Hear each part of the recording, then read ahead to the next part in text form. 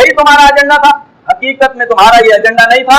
जिस एजेंडे को जाहिर कर रहे हो उसके पीछे इख्तिलाफ की वजह अल्लाह रब्बुल इज्जत ने खोल दी। फरमाया बग़यम बैनहुम, यही खुली तुम्हारी आपस की जिद है, खींचातानी है, एक दूसरे की टांगे खींचते हो, एक दूसरे पे हाथ साफ करते रहते। मसला इतना खराब नहीं था, यहाँ एक दूसरे पे हाथ साफ करते करते शरीयत तक जा पहुंचे, उसका इनकार कर दिया जो चीज अल्लाह ने नाज़िल। फरमाया बग़यम बैनहुम, इन्होंने इनकार किया जिद की वजह से।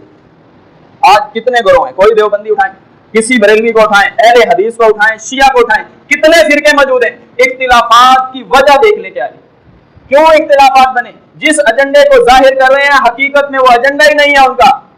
बग़यम बैनहुम, आपस की जिद है, आपस का इख्तिलाफ है, आपस की खींचातानी है। इसको सामने रखा, अपने वकार को, अपनी इज्जत को इतना अजीज जाना कि अल्लाह की आयात का कुफर हो गया, कोई परवाह नहीं।